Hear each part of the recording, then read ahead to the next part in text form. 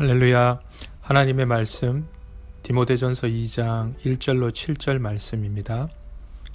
그 가운데에 1절에서 4절 말씀 봉독합니다. 그러므로 내가 첫째로 권하노니 모든 사람을 위하여 간구와 기도와 도고와 감사를 하되 임금들과 높은 지위에 있는 모든 사람을 위하여 하라. 이는 우리가 모든 경건과 단정함으로 고요하고 평안한 생활을 하려 함이라. 이것이 우리 구주 하나님 앞에서 선하고 받으실 만한 것이니 하나님은 모든 사람이 구원을 받으며 진리를 아는 데 이르기를 원하시느니라. 아멘. 본문의 말씀으로 기도의 지경이라는 제목으로 말씀을 상고합니다. 베트남 전쟁 중에 한 병사가 총에 맞아 쓰러졌습니다. 그러나 총알이 빗발치는 상황이라 아무도 구할 엄두를 내지 못했습니다. 그때 동료 병사 한 명이 자꾸 시계를 쳐다봅니다. 그러더니 어느 순간 부상당한 병사가 있는 곳으로 달려갔습니다. 그 광경을 지켜본 다른 병사들은 두 사람 다 죽게 되었구나 안타깝게 생각했습니다. 하지만 날아오는 총탄을 뚫고 달려간 병사는 그 부상병을 무사히 구출하는 데 성공했습니다. 전투가 마무리되고 지휘관이 물었습니다. 왜 자꾸 시계를 봤느냐고. 근데 그때 이렇게 말합니다. 제가 이곳에 오기 전에 저희 어머니께서 매일 12시가 되면 너를 위해 기도할 거란다. 내 생명은 하나님께서 안전하게 지켜 주실 것이니 안심하고 다녀오거라 라고 말했다라는 겁니다.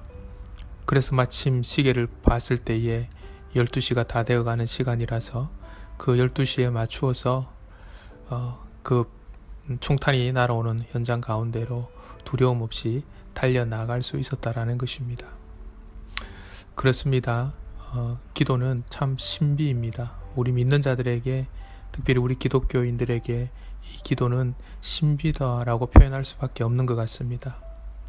근데 저는 이렇게 우리를 향하여서 날아오는 이 총탄도 막아주는 것이 기도의 신비지만 그거보다도 더 큰 신비는 나 자신이 총탄이 되지 못하게 막아주는 것이 바로 기도라고 생각합니다. 오늘 이 본문 속에서 바울은 영적 아들 디모데에게 목회자로서 여러 권면들을 하고 있는 가운데에 우리가 지난 1장에서 내용을 살펴보면 바울이 바른 교훈으로 목회해라 라고 말합니다. 근데 그 바른 교훈이 뭔가? 그것은 바로 복음을 따르는 교훈입니다. 복음이 무엇입니까? 복음은 예수님이 죄인을 사랑하셨다라는 것입니다. 죄인을 긍휼히 여기셨다라는 겁니다. 예수님이 죄인을 오래 참으셨다라는 것입니다. 죄인 중에 개수와 같은 나를 구원하셨다. 이것이 복음입니다. 바로 이와 같은 복음을 따르는 교훈이 바른 교훈이다라고 1장에서 말씀하고 있는 것입니다. 그래서 목회자인 디모데의 그 싸움은 내가 내 주장을 관철하고 내가 원하는 대로 되었다고 해서 그 싸움에 이긴 것이 아니다라는 겁니다. 오히려 선한 싸움을 했느냐 그러지 못했느냐에 달려 있다라는 것입니다. 바른 교훈 위에서 싸움을 했느냐, 아무리 사람 보기에 이긴 싸움 같아도 선한 싸움을 싸우지 못했다면 그것은 진 것입니다. 그래서 그 이야기를 하고 오늘 사도 바울은 바로 이 2장 1절에서 그러므로 라고 시작하면서 그러므로 내가 첫째로 권하노니 모든 사람을 위하여 간구와 기도와 도고와 감사를 하되 라고 말씀합니다.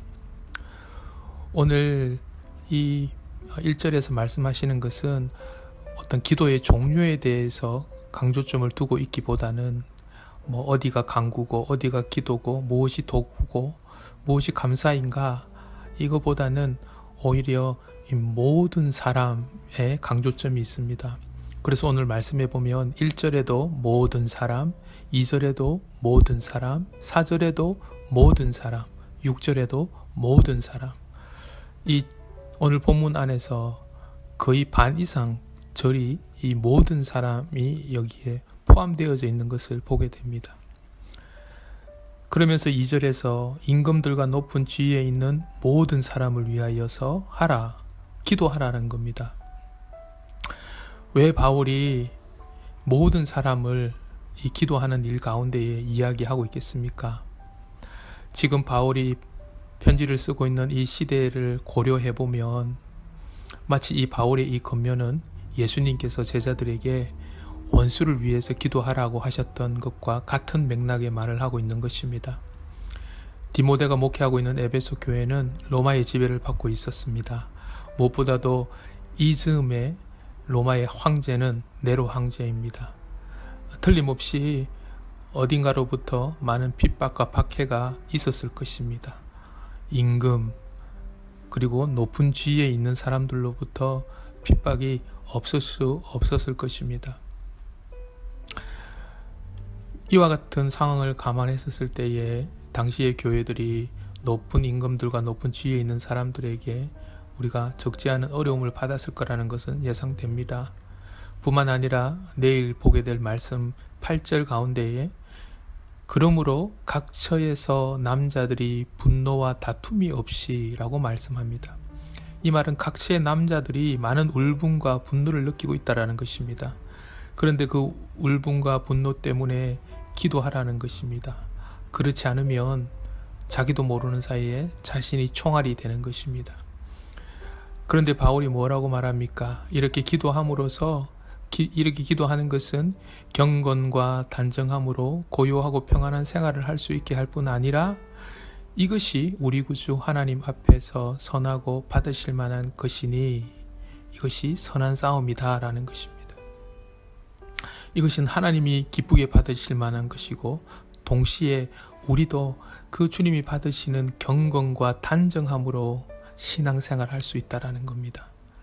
그러지 않으면 자기 하에 억누르지 못하고 신앙생활이 이러한 다툼과 울분과 분노 가운데에서 흔들릴 수밖에 없다라는 것이죠. 이것이 바로 복음을 따르는 선한 가르침이 주는 방법이다라는 것입니다. 왜냐하면 복음이신 예수님을 통해서 하나님께서 하신 일도 이와 같기 때문입니다. 4절 말씀에 모든 사람이 구원을 받으며 진리를 아는 데 이르기를 원하시느니라. 그러면서 6절에 그가 모든 사람을 위하여 자기를 대속물로 주셨으니 라고 말씀합니다. 예수님께서 모든 사람이 진리를 알고 구원을 받기에 원하는 곳에 이르기를 원하셔서 자기 자신을 대속물로 주신 분이다. 이게 바로 복음이 바로 예수님께서 우리에게 가르쳐 주신 것입니다. 사랑하는 성도 여러분, 우리는 오늘날 불의와 부정이 난무하는 세상 가운데에서 그것과 맞서 싸워야 합니다. 우리 믿는 자들이 정치적인 결단과 힘도 보여주올 수 있어야 합니다. 하지만 결코 잊어서는 안 되는 것이 있습니다. 우리는 그러면서도 그들을 사랑해야만 하는 것입니다. 원수를 사랑하는 일은 우리가 할 수 없습니다. 그렇기 때문에 오직 기도의 신비로 되어지는 것입니다. 바울은 바로 그 주님을 따르기 위해서 이 사도로 세움을 입었다라고 오늘 7절에서 이야기하고 있는 것입니다. 주님이 그렇게 하셨으니까 내가 이렇게 사도로 부름받은 것도 그 일하기 위해서 했고 디모데 너도 그 일하기 위해서 부름받았다라는 겁니다. 그렇기 때문에 모든 사람을 위해서 먼저 기도하는 일을 해야 된다라고 권면하고 있는 것입니다. 목회자만 그렇겠습니까? 오늘 우리는 그리스도인으로 부름받았습니다. 무엇 하려고 불러주셨겠습니까? 복음으로 살아내라고 불러주셨습니다. 기도하심으로 날아오는 총알을 피하게 하시는 기적뿐만 아니라 내가 총알 되지 않게 하시는 은혜를 경험하는 하루 되시기를 축복합니다. 하나님 아버지, 오늘도 복음을 따르는 바른 교훈을 따라 살아내기를 원합니다. 우리 힘으로 되지 않습니다. 그래서 기도합니다. 특별히 기도의 지경이 넓혀지기를 원합니다. 우리 주님의 사랑이 그러했듯이 우리의 기도의 지경이 넓어지는 만큼 우리의 사랑도 넓어지게 하여 주셔서 우리의 사랑이 모든 사람들을 향할 수 있도록 인도하여 주시옵소서. 예수님의 이름으로 기도드립니다. 아멘.